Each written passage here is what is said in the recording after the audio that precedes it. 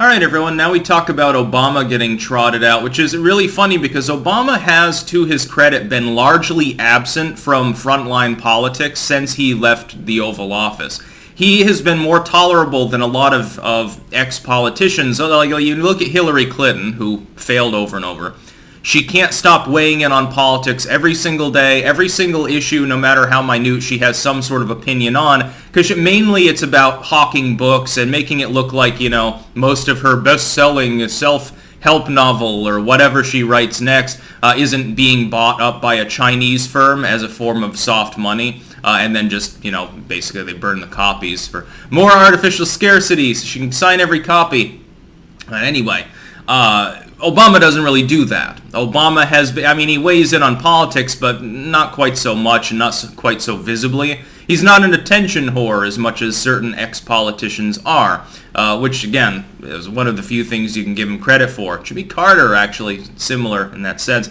George W., other than when he does his derpy artwork, it's really funny to see him smiling like a toddler, painting a picture of a dog. It's like, yeah, why don't you paint a picture of the 500,000 or so civilians you killed in Iraq? That'd be much cuter.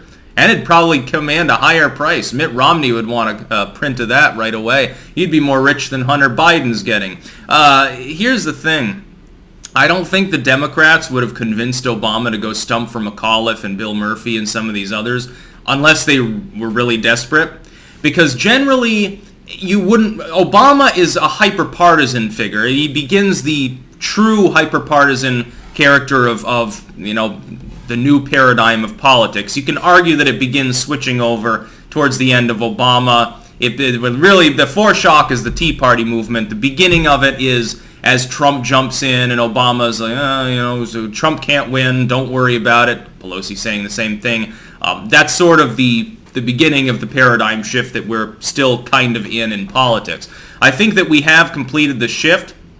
I think we're really waiting to see what happens with the Democrats, since right now they haven't fully reformed themselves. They're still the same strange chimeric party that they've been now for over a decade, where a bunch of leftoids are used as pawns, but now those leftoids want what they actually want because they have some House members, and it's causing all sorts of havoc in Congress.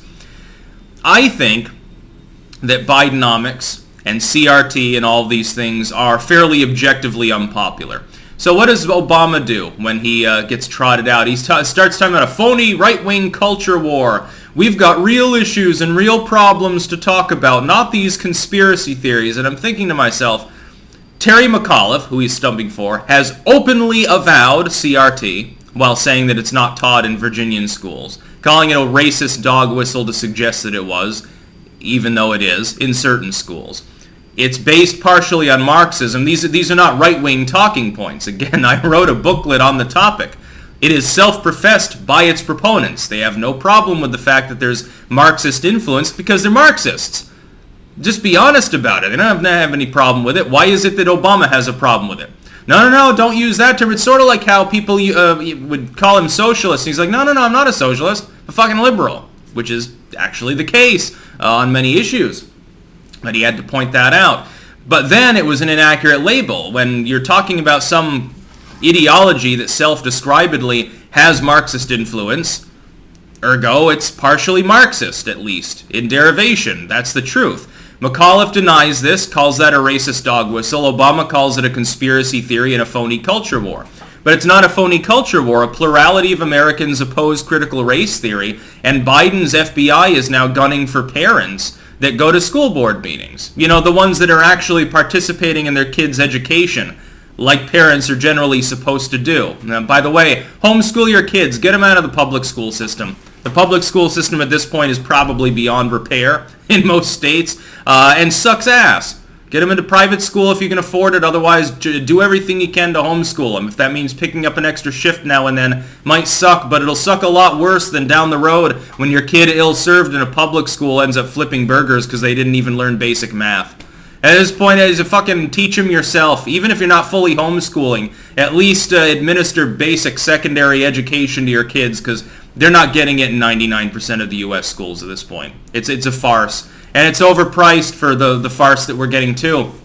For the cost that we're paying, we should be number one in the entire world in every educational attainment ranking, considering how much money we throw at it. Get rid of the teachers' unions, half the problem solved right there. That and get rid of Common Core and No Child Left Behind, which strangely is still partially there. What about lockdowns?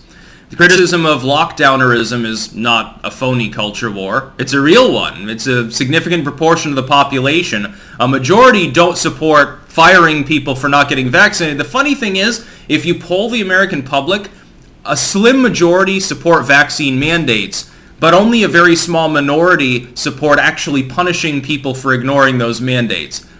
It's a little bit of a bizarre situation seeing how people are. It's like a plurality of Americans have no problem with like masking in schools, but at the same time they don't want mandates, or they want the mandate but they want it to be toothless, or they don't want any restrictions on clubs, but if those restrictions are in a hospital setting, it's okay. It's kind of a little bit of this and that when we look at the public's response to these things. Of course, I'm against all mandates of every kind.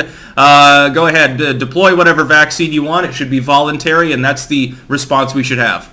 That and public education about washing your hands and not sneezing on people and going out when you are running a fever. But these are things that are basic and people should have been doing anyway. And if they don't, they shouldn't get punished. They should just be ridiculed for it, for being uncouth and stupid. They wouldn't trot out Obama, the lightning rod for partisan politicking, if they were not concerned. The thing is, if you're the Democrats, you want the partisan thing normally results in you scarcely winning and sometimes losing. You win like 2 out of 3 and by a couple of points. That's now their best case scenario, or they wouldn't have Obama on these campaign trails. McAuliffe now is arguably roughly tied with Youngkin. Remember what I said the other day, and we need the final round of polling before we judge this. If they're going into the election and Youngkin has closed the gap any further than it already closed, and he's within a point or a half, he probably wins. The only reason I still say it's 60-40 for McAuliffe is because, barring new polling, the gap is, I think, 1.8 at the moment. So it's a little bit beyond that, giving McAuliffe, I think, a slight advantage, because, of course, there's been early voting. A lot of that happened when he was 6 or 7 points ahead. That will lean in his favor, especially since Dems are more likely to early vote by mail.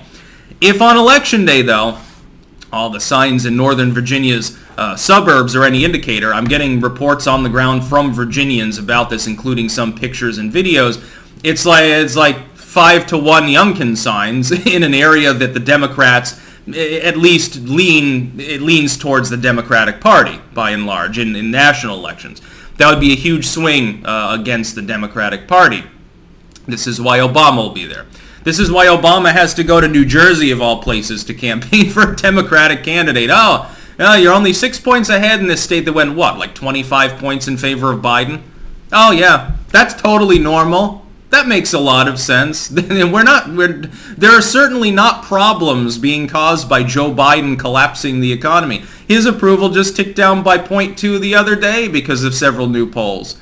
His disapproval is riding steady right now, but his approval keeps falling. It's fallen a bit further than I expected, about 1.5 points further than I expected it to bottom at, given the situation. Now we're going into a holiday season where Biden might fuck the economy 10 times worse by employing his mandate and causing the trucker shortage to go from a few tens of thousands of people to a few tens of thousands of more people, slowing everything down. Travel will be a lot slower. There will be more shortages in retail stores because goods can't reach them. There will be more shortages because more and more ships won't be able to dock. Think about it. You've kicked out 10% of the longshoremen working in a major port like San Francisco or LA.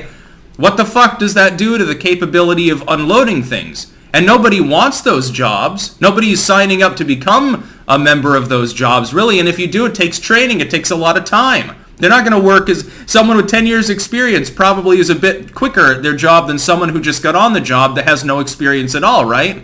California is fucking its economy 10 times harder. The federal government at this point, led by Biden, wants to do the same. And all Obama can talk about is phony culture wars. We need to get to real issues. What real issues? I would think lockdownerism is a real issue. I would think CRT is a real issue, considering the majority of the population thinks you fucking suck on it and is actually doing the civic thing. I would think that inflation's an issue, but you don't want to talk about anything economic right now, I notice. No, just about how the right wing is extreme, more extreme than ever. I would say that looking at the infrastructure bill, you couldn't pack more extreme leftoidism into it. It's been foisted on it by Bernie and AOC and all the others, and now they're looking for ways to trim some of it back out to make it palatable to Manchin and Sinema. Good fucking luck. That's about all. Peace out.